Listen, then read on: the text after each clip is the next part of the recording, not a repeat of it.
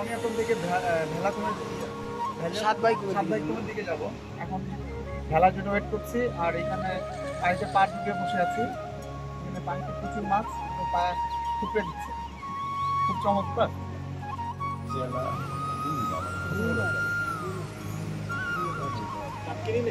রুইয়ের বাচ্চা, এই যে এটা রুইয়ের বাচ্চা।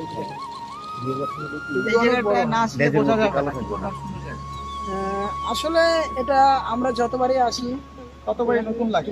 নতুন আপনি বড় ছোট অনেক ধরনের মাছ। পাহাড়ের ব্যাপারটা একটা নেশার মতো, পাহাড়ের চড়ার ব্যাপারটা নেশার মতো। যতবারই আসি তারপরে মনে হয় যে একটু কষ্ট, তারপরে মনে হয় যে আর আসবো না। যখন আসি তখন কষ্ট দেখে মনে হয় যে আর আসবো না, কিন্তু আবার পরে আবার আসি, বারবারই এরকম। হ্যাঁ, আর ভালো লাগে। আর ইটিভির সাথে তো মনে হয় আপনার প্রথম যাত্রা, কেমন লাগছে? খুব ভালো, প্রথম যাত্রা খুব ভালো লাগছে, ভালো, ভালো লাগছে। আমরা চিরং থেকে দুজন এসেছি আর ঢাকা থেকে বাকি 8 জন এসেছেন। আমাদের সাথে চমৎকার লিডার এবং ভালো গাইডও বটে। এছাড়াও আমাদের সাথে লোকাল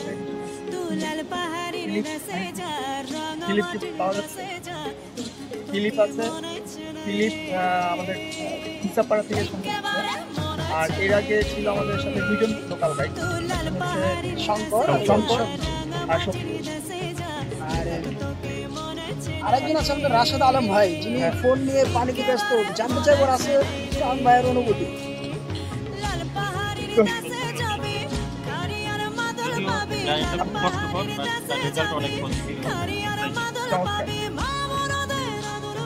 রাশেদ ভাই এখন আর পাশে আছে আরেকজন, আমি এর অনুভূতিটা জানতে চাই। আমি রাশেদ, আগেও ট্যুর করেছেন ইটিভির সাথে, আমি আগেও ট্যুর করেছি এবং আমার লাইফের সবচেয়ে টাফ ট্যুরটা ভিয়েতনাম এবং ইয়াফন, সেটাও আমি ইটিভির সাথে করেছিলাম। আর আরেকটি টাফ ট্যুর এই হোমিয়াকুম ট্যুরেও আসলাম। অসাধারণ অনুভূতি, পাহাড়ে চড়ার অনুভূতি একটু নেশার মতো। একবার আসলে পাহাড়কে আর অস্বীকার করে দিয়ে থাকি না। এই মুহূর্তে আমরা এই সাতবাইকুমে যাওয়ার জন্য বসে আছি বেলার অপেক্ষায়। পানিতে পা ডুবিয়ে বসে আছি, মাছেরা সুরসুরি দিচ্ছে বলা যায়, মাঝে মাঝে চুটুর দিচ্ছে। এতই স্বচ্ছ ক্রিস্টাল ক্লিয়ার পানি যে আমরা সব মাছ দেখতে পাচ্ছি একেবারে পানির তলা পর্যন্ত। বিভিন্ন ধরনের মাছ, বিভিন্ন সাইজের মাছ আমরা দেখতে পাচ্ছি এবং অসাধারণ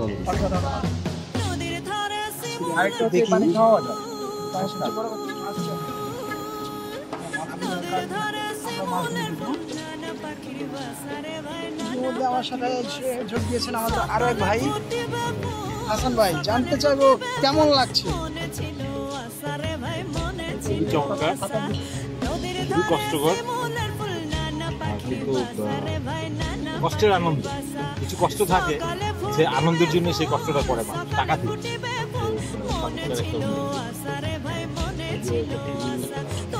লম্বা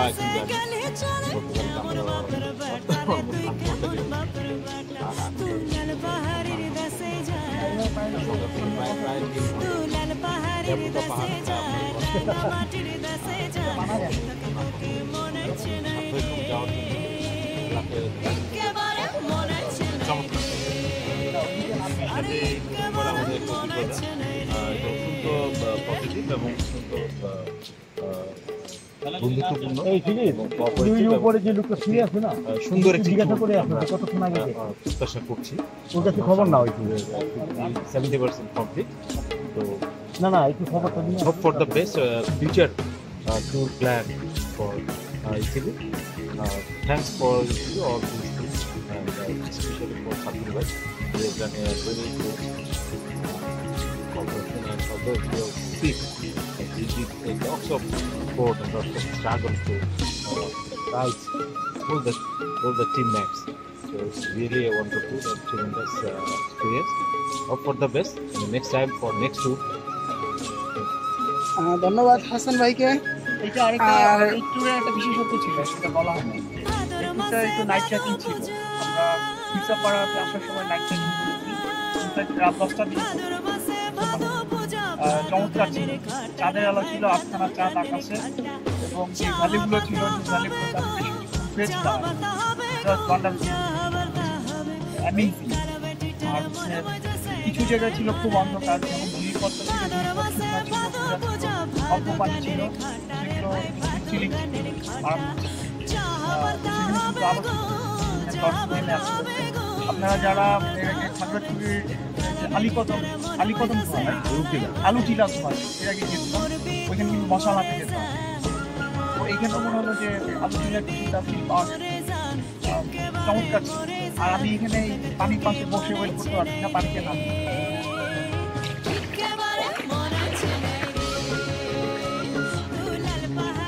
ভাইটা ভালো লাগে এটা, কিছু ব্যাপারটা দরকার আছে।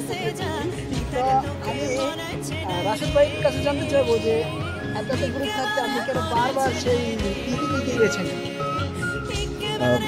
পৃথিবীর সাথে এর আগে ট্যুর দিয়েছি, আসলে মূলত তাদের অ্যাক্টিভিটিগুলো আমি ফলো করছিলাম।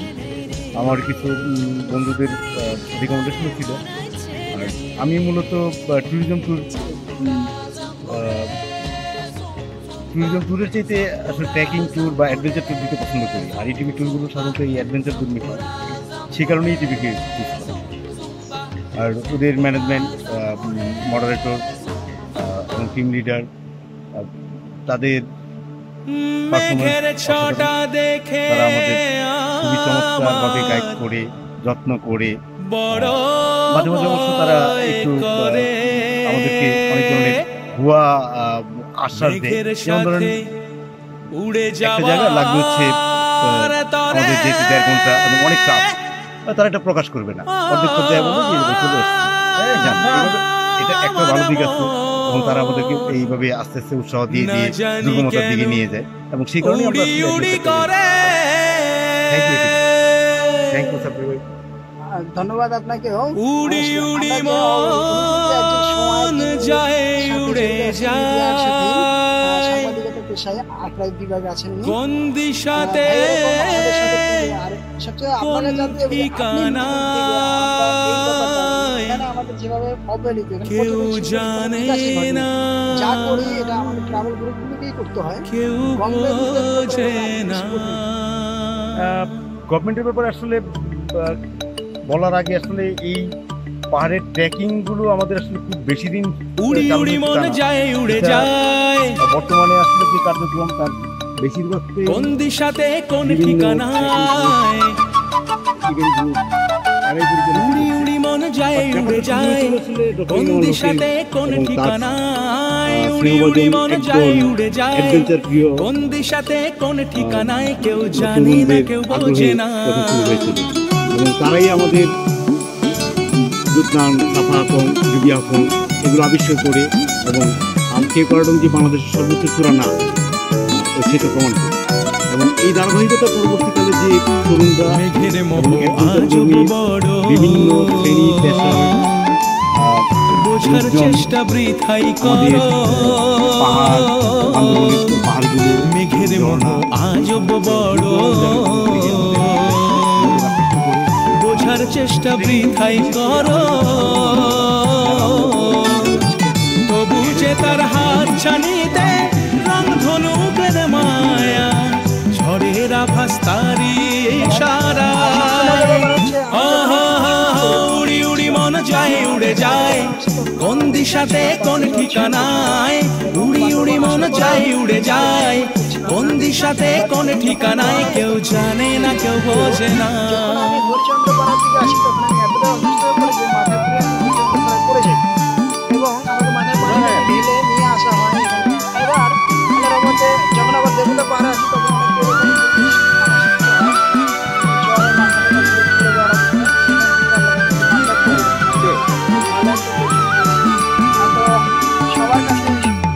মনকে যতই বেঁধে রাখি, ডাকে মেঘের অচিন পাখি, মনকে যতই বেঁধে রাখি, ডাকে মেঘের অচিন পাখি, মেঘের ডানায় রং তুলিতে দেবান্তরের মায়া, ভাঙো নাকি তবু কি নেশায়, যায়